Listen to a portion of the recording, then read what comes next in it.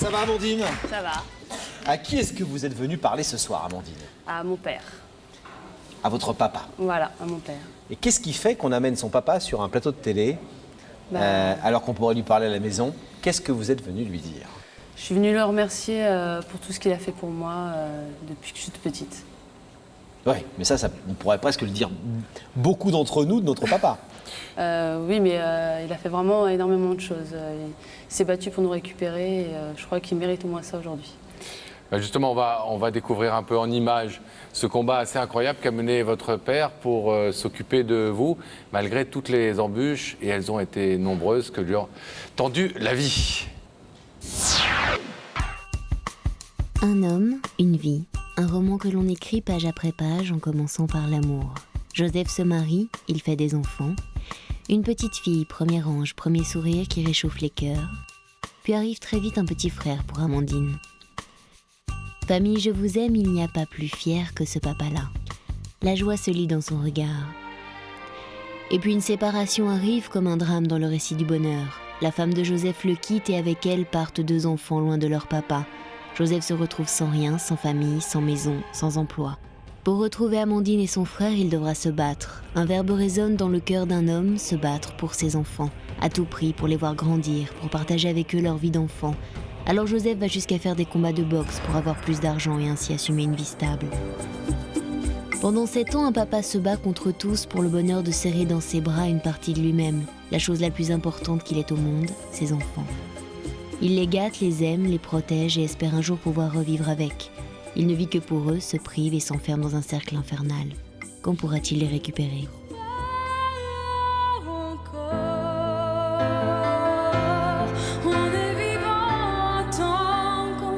Et un jour, parce qu'il y croit encore et toujours, à force de sacrifices, la vie offre à Joseph le bonheur de pouvoir à nouveau passer chaque jour auprès de ses deux enfants. Amandine a 16 ans et son frère 14 ans, ils vivent enfin avec leur papa. Joseph vient de gagner le plus beau combat de sa vie. Aujourd'hui, devant les efforts d'un père, au nom de l'amour et du bonheur de ses enfants, une fille veut dire merci. Merci à un père, à un héros. Comment Joseph va-t-il le vivre ? On a vu divorce, séparation, drame, comme ça arrive souvent dans les familles, mais quand votre maman vous a emmené, votre frère et vous, on a l'impression que votre père, et qu'elle l'a donc quitté, on a l'impression que votre père s'est plus battu qu'aucun autre homme pour continuer de vous voir. Oui, parce qu'on est quand même ses enfants, on est très proches déjà étant petits. Et puis je crois que quand on sépare des enfants d'un père, c'est vraiment très douloureux. Vous vous souvenez de votre réaction à l'époque? Vous, comment vous réagissiez par rapport à ce conflit de vos parents? Vous étiez enfant, mais... Moi, j'ai eu l'habitude étant toute petite, puisque ça a presque été toujours comme ça entre ma maman et mon papa. Quoi, ma mère. La guerre. Voilà, surtout voilà. Ça a toujours été la guerre, mais moi, j'ai pas eu le temps de réaliser vraiment. J'avais 5 ans, donc on réalise pas vraiment à 5 ans. Mais quand on est séparés comme ça, ce qui a été le plus dur, c'est d'être séparé très vite de mon frère et puis de plus voir mon papa. Quoi. C'était vraiment, je crois, le plus dur moment. On a vu que votre père avait fait des combats de boxe pour gagner de l'argent, pour gagner encore plus d'argent, pour pouvoir subvenir à vos besoins. Il faisait des combats de boxe, boxe thaïlandaise, donc c'est-à-dire sans protection, pour essayer de gagner un maximum d'argent pour pouvoir nous élever.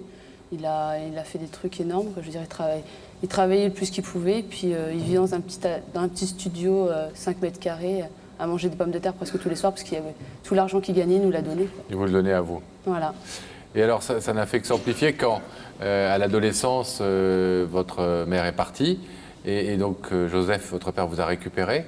Il a fallu donc qu'il subvienne totalement à vos besoins. Et là, il s'est encore plus battu, il en a encore plus fait.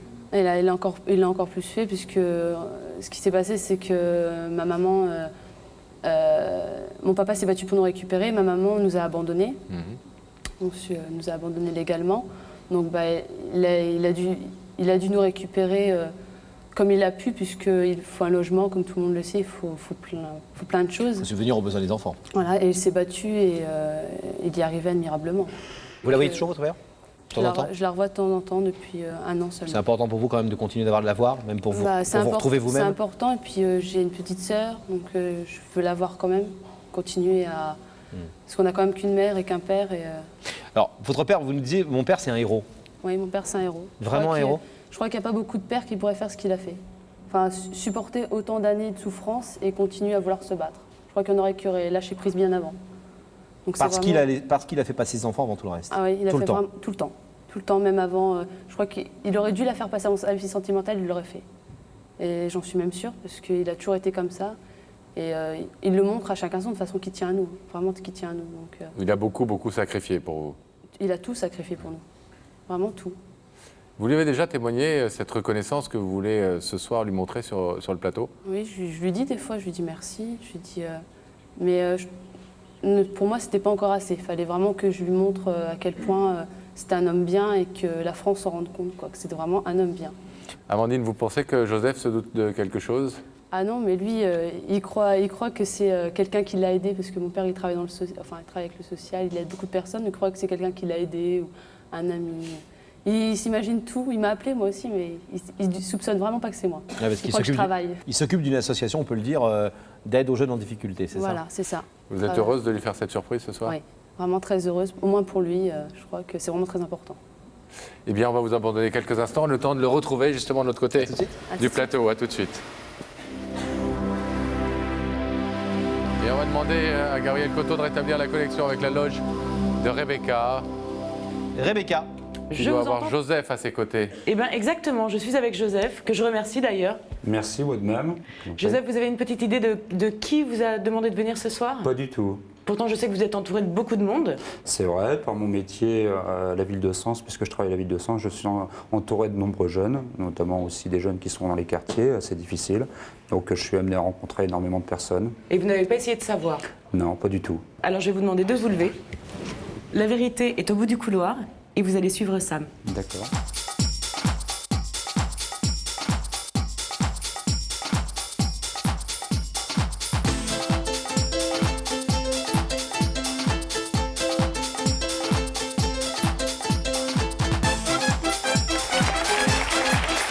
Bonsoir Joseph, ça va bien? Bienvenue. Bonsoir. Je vous présente Laurent. Asseyez-vous s'il vous plaît. ça va? Ça va, ça va. Merci. Rebecca a été aimable. Très très bien. On connaissez est de A à Z. Non, mais Vas-y, je t'en prie, Pascal. Non, on est ravis, j'allais dire à Joseph qu'on était ravis de le recevoir sur ce plateau. Quelqu'un vous a invité, quelqu'un veut vous parler, donc c'est pour paraît. ça qu'on vous a contacté. Cette personne se trouve de l'autre côté du rideau. Vous pourrez tout à l'heure ouvrir le rideau si vous le souhaitez. Est-ce que vous avez une petite idée de l'identité de Non. cet homme ou de cette femme qui est venu vous voir ce soir? Non, pas du tout. Est-ce que je peux vous proposer un indice peut-être pour vous mettre sur la voie? Regardez cet écran, quelqu'un va vous dire quelque chose. Crois-tu que dans la vie, il faut être têtu pour réussir? Est-ce que vous êtes quelqu'un d'obstiné? Est-ce que vous êtes quelqu'un qui suit toujours un chemin et qui s'y tient Oui. et qui fait en sorte que les obstacles soient balayés, s'il le peut, pour que ce chemin J'ai peut-être soit un le peu sien? ce tempérament-là, oui. Plutôt fonceur. Ouais. Pas à baisser les bras, pas du genre à baisser les bras. Non, pas baisser les bras. Jamais. Je vais vous proposer un deuxième indice avant que vous puissiez découvrir l'identité de la personne qui se trouve derrière le rideau. Regardez-la à nouveau. Famille, amis, amour, tu choisis quoi en priorité actuellement? Alors la priorité pour moi, c'est la famille avant tout. Mais c'est Toujours vrai que avant tout. la famille est importante pour moi. C'est primordial. C'est vrai que malgré tout, c'est vrai qu'avec le métier que je fais, on est souvent sollicité, mais c'est important. Et on ne peut faire que ce métier à partir du moment où on a une bonne famille autour de soi et se sentir soutenu. C'est important. C'est votre cas? C'est mon cas. Et vous aidez beaucoup les gens comme ça? Oui. Avec cette j'essaye. force-là? J'essaye, oui. Bah, c'est un petit peu essayer de leur transmettre un petit peu cette force pour leur redonner une dynamique. Bon. Alors Joseph, est-ce que vous voulez découvrir l'identité de la personne qui vous a invité? Oui. Regardez à nouveau cet écran, le visage de cette personne qui nous a demandé de vous faire venir va se manifester.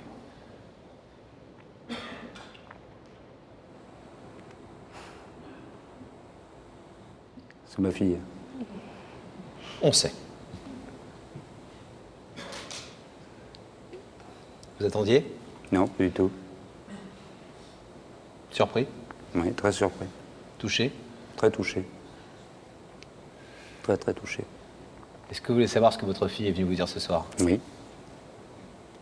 Alors Amandine, c'est à vous. Bonjour papa. Bonjour. Alors tu devais pas être en vacances? Si. Et moi au travail. Oui, normalement. Oui. C'est pas sérieux. Oh, bah non. C'est pas grave, je devais pas travailler à la base. Ouais. Voilà, je suis venue ce soir, c'est déjà pour te dire que je t'aime très fort. Moi aussi. Et pour te remercier de tout ce que tu avais fait pour moi et Rémi depuis que maman t'a quitté. Donc ça fait très longtemps. Tu t'es battu corps et âme quand même pour moi et Rémi. Je crois que tu as vraiment souffert. Tu as toujours été là quand il fallait. Quand ça va pas, tu es tout le temps là. Tu sais qu'on peut venir te voir, on peut te parler. Il n'y a rien qui nous sépare. Tu as boxé pour nous donner de l'argent quand même, pour nous envoyer de l'argent. Tu as mangé des patates pendant des années pour essayer au moins d'économiser. Tu as souffert, je le sais. Tu t'es travaillé au boulot, tu as repris tes études dans un âge où vraiment il fallait que tu te défonces parce que tu voulais y arriver. Maintenant, tu le transmets à d'autres personnes qui en ont besoin. Et pour ça, je te remercie énormément parce que tu transmets beaucoup d'amour à tout le monde qui est autour de toi. Mais ce que je te remercie surtout, c'est d'avoir tout fait pour nous récupérer. Tout fait, toujours. C'est normal, c'est le devoir d'un père. Ah, mais je crois qu'il n'y a pas beaucoup d'hommes qui le feraient. Pas beaucoup. Ou ils arrêteraient avant. Mais avoir ta force, il faut vraiment l'avoir. Mais je souhaite à tous les hommes et à toutes les femmes qui ont des problèmes avec leurs enfants de faire pareil. C'est très très important d'avoir des enfants. Et du fond du cœur, je remercie toute cette émission. Merci.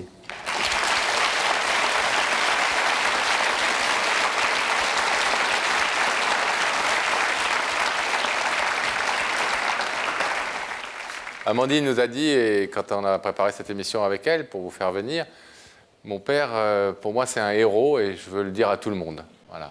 Moi, je ne sais pas si je suis un héros, mais je suis un père avant tout. Et j'ai la chance d'avoir des enfants et d'avoir voulu des enfants. Donc pour moi, c'est un devoir de père uniquement. C'est pas un héroïsme, c'est un devoir. De faire ce que tu as fait, je crois que c'est plutôt un héroïsme. Parce que tu t'es quand même battu. Tu t'es quand même sacrifié.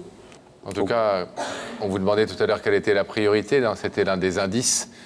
La famille, on savait bien que vous alliez répondre ça. Amandine nous l'avait bien expliqué avant. Elle voulait vous rendre hommage ce soir. Joseph, je vais vous demander de vous lever. Le rideau va s'ouvrir pour que vous puissiez la retrouver de l'autre côté. Merci.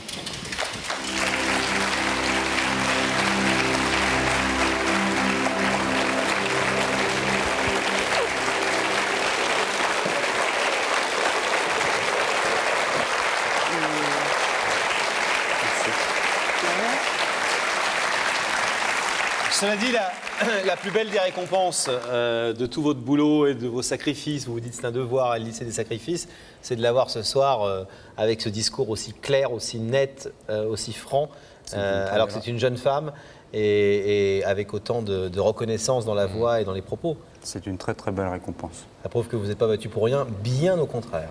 Non, merci. Vous donnez un bel exemple tous les deux. Merci Amandine. Merci Merci beaucoup. à vous. Merci à toute Merci À bientôt. tout le public. Merci. Salut Joseph, merci.